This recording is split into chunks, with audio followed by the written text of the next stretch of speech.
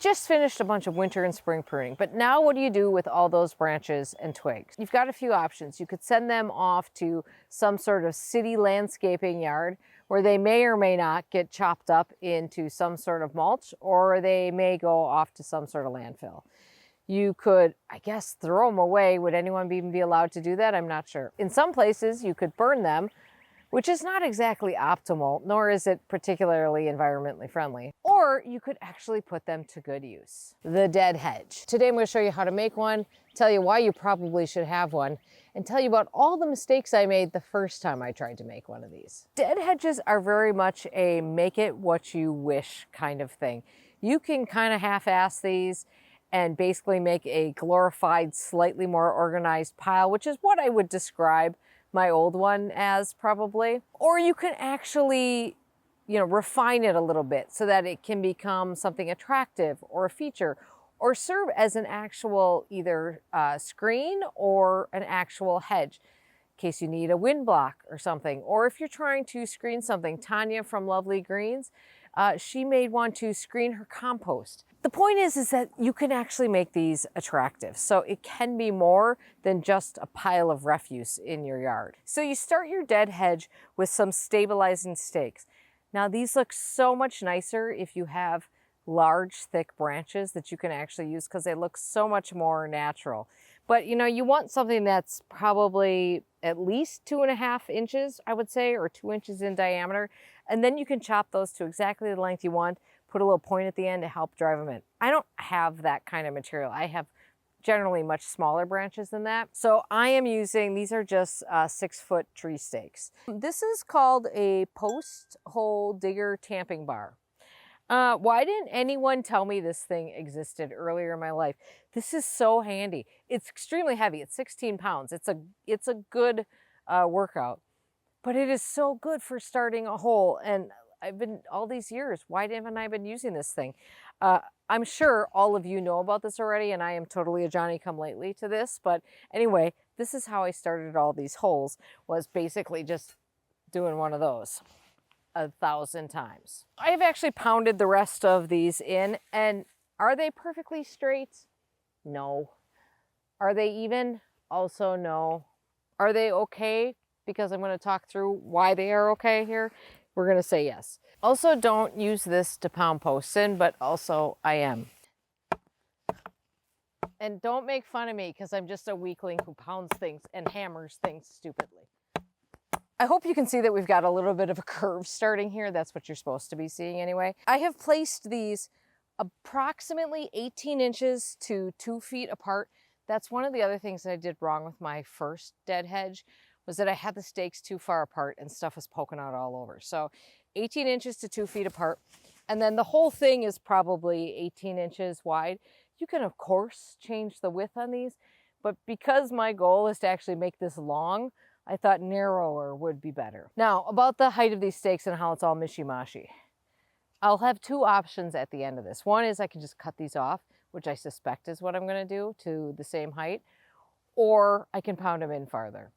Or I can leave them how they are, so third option. Now is when we get the dead part of the dead hedge rolling. I've been collecting all of these woody bits for this project, and so we're gonna have, I think, probably plenty of material to get through here. Through my first attempt at making a dead hedge, I've learned two things that seem to be very helpful. One is that you want branches that are generally straight. Now you don't have to, this is straight enough with these forked bits, but you don't want branches that have like, here, let me show you. But this is no good because this is just gonna constantly be sticking out.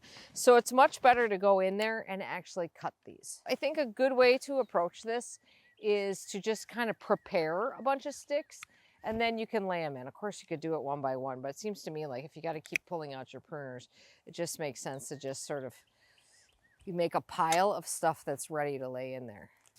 The other thing I have learned about dead hedges is that in order to keep them neat, it actually works better to put everything going the same direction. With my last one, I thought it'll work better if we sort of alternate back and forth. And that was really hard to get everything to sort of lay in there nicely. I think most people will be like me and have a combination of very small stick bits and bigger branches to put in there. And I think that makes just a fine dead hedge because those branches, those small branches, are going to kind of compress and create good holes. I've got a little bit of material ready to go, so I'm going to start laying in the base here so we can start creating a bit of a foundation there. I'm putting any kind of woody material I have into this dead hedge. So that can be branches that have been pruned off of trees that have fallen. It can be dead branches that have fallen around the property. It can be hydrangea prunings. Actually, there's a lot of hydrangeas in there, and I don't bother taking off the flowers or anything. They all just, everything ends up in there. Anything that's woody that comes out of your garden. And in fact, if you've got a live branch that falls and it has leaves on it, go ahead, you throw that in there too. It doesn't make any difference. And just to be clear, I don't want you to think that what I'm telling you here are rules, because I don't believe there should be rules when you are basically trying to make something kind of nice looking out of a pile of sticks. All right, so I'd say I've gone through about maybe 2/3 or so of the material I have to put in here. So now we stop. This is the part where we get to do something a little fun. This is also another thing I didn't do with my first dead hedge.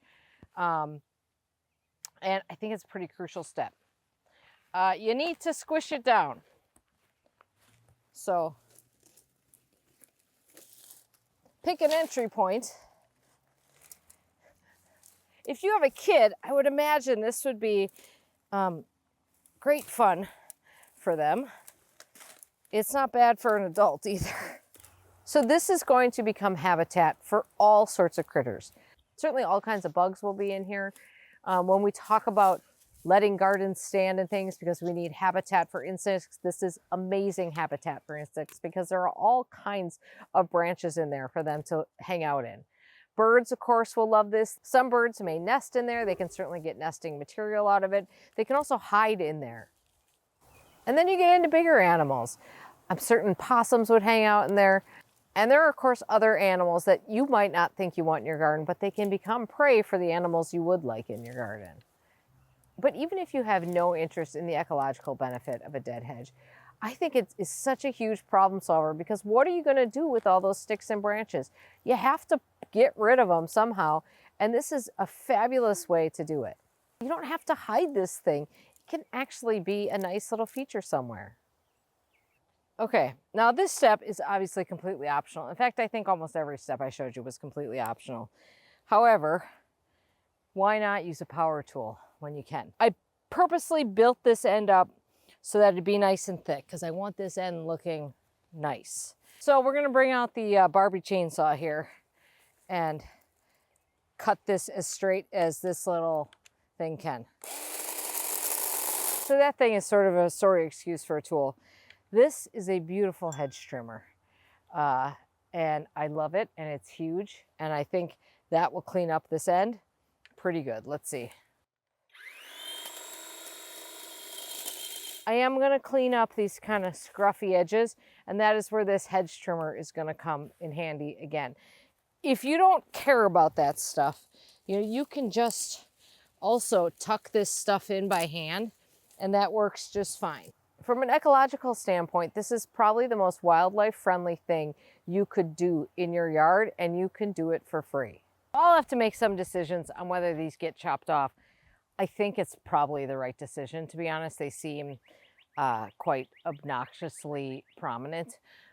They will fade or weather with time, so that'll help. But I don't know that I necessarily need this hedge to be a lot taller than it is right now. I'm kind of fine with the level that it's at. So if I cut these here, kept adding a little bit to sort of top that off, and then continued it from there, I think that might be okay. Anyway, it's not going to happen today. You can do what you like on yours, of course. So that's dead hedge construction. And hopefully what I've imparted here is that a pile of twigs and branches somewhere in your yard is a great habitat. If you don't choose to look at a pile of twigs and branches in your yard and you want to make something of it, or you have a need for something to define an area or screen an area, a dead hedge solves all those problems. Also, it's funny we call this a dead hedge because really it's a living hedge because, like I said, this is going to keep decomposing. I'm going to be able to keep adding to this, or hopefully adding that way. But now that I see how much material this hedge took and how far I have to go, it could be a very long time before I reach the end of this. In any case, I think it's kind of a cool feature to have, and I do truly think that you can fit one of these into just about any yard and have it look nice enough that the neighbors aren't going to complain. All right, guys, thanks for watching. Have a great day in your garden. Bye-bye.